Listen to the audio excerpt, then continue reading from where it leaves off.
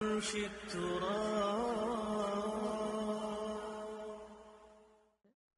نا، جب مرتا ہے انسان کہاں ڈال کے آتے ہیں لوگ اس کو، کیا عزت رہ جاتی ہے. جس شان و شوکت کو ہم عزت سمجھتے ہیں ساری چند فٹ کے اندر سما جاتی، بھول بلا جاتے ہیں لوگ.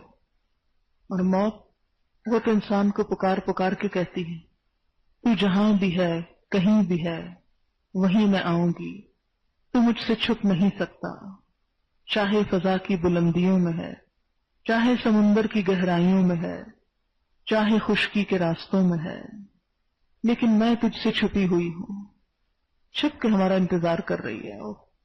تو مجھے یاد بھی کیسے کر سکتا ہے کہ تو غفلت کے اندھیروں میں ہے، تو برائیوں کی محفلوں میں ہے، تو دنیا کی لذتوں میں ہے، پھر بھلا کیسے تجھے میں یاد آؤں گی.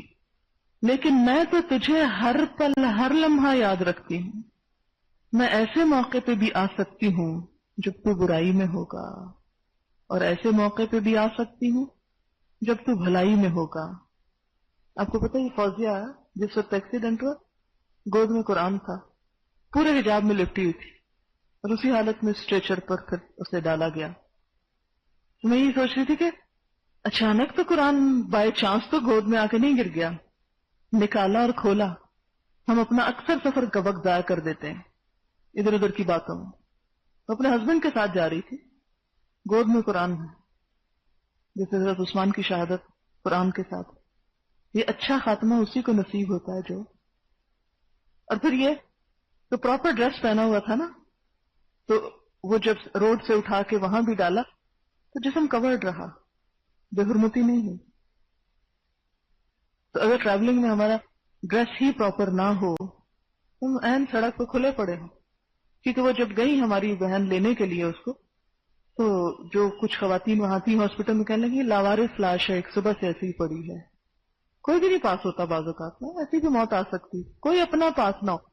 کسی کو کیا ہماری عزت کا یا حرمت کا کہ ہمارا جسم اب ننگا نہ ہو اور ہمارے بال نہ کھلیں اور ہمارا گلا نہ کھلے اور ہمارا سینہ نہ کھلے، اگر ہمیں خود ہی نہیں احساس اپنے آپ کو ڈھانکنے کا. تو کہتی ہے کہ اس وقت پھر ہم نے خود جو خواتین نے مل کر اس کو اسٹریچر پہ ڈالا، پھر ایمبولینس کے اندر ڈالا، پھر کہتی خود غسل دیا. پھر ہوا یہ کہ جب ہم نے نہلا کے رکھا تو عموماً خاندان کا رواج کیا ہوتا ہے کہ کھول دیتے ہیں اس کو، کفن کے حصے کو، عورت کے بال شال وہ سب نظر آ رہے ہوتے ہیں، خاندان کے مرد عورتیں دیکھ رہے ہوتے ہیں. کہتے کہ ہم نے مردوں کو بالکل آنے نہیں دیا جو غیر محرم تھے، کہ نہیں. کہتے ان کے خاندان میں کوئی روکنے والا نہیں. کہتے اللہ نے کیسا اس کا بندوبست کیا کہ ہم موجود تھے وہاں. تو ان کے پیرنٹس نے کہا یہ ہم سے زیادہ آپ کی تھی، آپ ہی کے ساتھ رہتی تھی، اور آخری سفر بھی اس کا آپ ہی کے ساتھ گھر آئیے، جو آپ کہیں گے وہی ہم مانیں گے. اور کہتے پورے حجاب میں اس کو ہم نے پھر دفن کرایا، اور اس کی آخر تک کوئی ایسی بے حرمتی نہیں ہونے دی.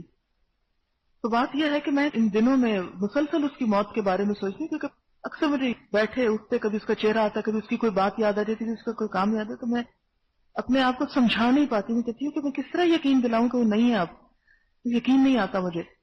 اور پھر میں سوچتی ہوں کہ کس طرح اللہ تعالیٰ نے، وہ لاہور سے ہی پڑھنے کے لیے آئی تھی، اس روڈ سے کئی دفعہ گزری ہوگی، اس کو کبھی یہ تو نہیں خیال آئے گا کہ اس پوائنٹ پہ آ کے مجھے مرنا ہے، یہ میری مرنے کی جگہ ہے. اور چونکہ وہی لکھی ہوئی تھی نا، جیسے کہاں ہری پور میں بیٹھی ہوئی تھی اور وہاں سے اٹھ کے وہاں پہنچی، اور عین اس لمحے اس پوائنٹ پہ ہٹ کیا دوسری گاڑی نے. اور ہوا یہ کہ جب شاید ٹائر برسٹ ہوا اور گاڑی گھوم گئی، جو ہی گھومی دوسری طرف سڑک کے آگے جہاں سے سامنے سے ٹریفک آ رہی، ایک اور گاڑی نے آ کے ہٹ کیا. تو جو اس کی سائڈ تھی لیفٹ سائڈ پہ ہسبینڈ کے ساتھ بیٹھی تھی وہیں سے لگی اور سر پہ چوٹ آئی. اور کہتے ہیں کہ آخر تک خون بہ رہا تھا، جیسے کسی شہید کا خون بہتا نا، مسلسل آخر تک بہتا چلا گیا. تو یہی بات یاد آتی ہے کہ میں تو تجھے ہر پل یاد رکھتی ہوں.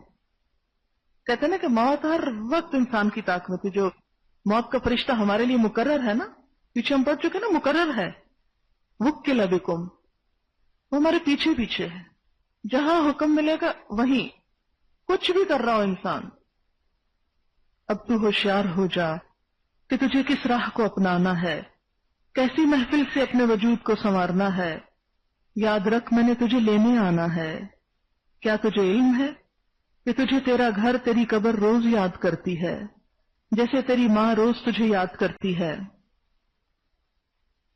وہ ابھی بانجھ ہے، جیسے تجھ سے پہلے تیری ماں بانجھ تھی، تیرے وجود کے آنے سے تیری ماں کی گود ہری بھری ہو گئی، اسی طرح تیری قبر بھی تیرے وجود سے بھر جائے گی۔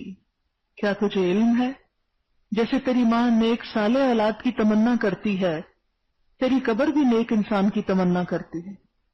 تیری ماں جیسے بری اولاد سے، نافرمان اولاد سے پناہ مانگتی ہے، ویسے ہی قبر بھی برے انسان سے پناہ مانگتی ہے۔ اگر تو اچھا ہوا تو تیری قبر بھی تیرے لیے اچھی ہوگی، اگر تو برا ہوا تو پھر اپنا انجام سوچ لے۔ اور پھر آپ دیکھیں کہ ہم عزتوں کے متلاشی کس طرح سفر باندھ کے چل پڑیں گے۔ ہر وہ نفس جس کو دنیا میں آنا ہے، چکھ کے موت کا مزہ واپس بھی جانا ہے۔ دنیا تو ہے ایک دکھوں کا دریا، مسکراتے ہوئے ساحل پہ جانا ہے۔ ناؤ یعنی کشتی عمل کی ڈوبنے نہ پائے، بہادری سے پار لگانا ہے۔ یعنی کوئی بھی پریشرز ہوں لیکن حق کا راستہ نہیں چھوڑنا، کوئی بھی جائے نظام نہیں رکتا، زیست کا سلسلہ یوں ہی نبھانا ہے۔ جب کبھی بھی ذکر آئے میرا، مجھ سے بہتر اسے بنانا ہے۔ دعا گو ہوں میں بھی سب کے لیے، آپ کو بھی میرے لیے ہاتھ اٹھانا ہے۔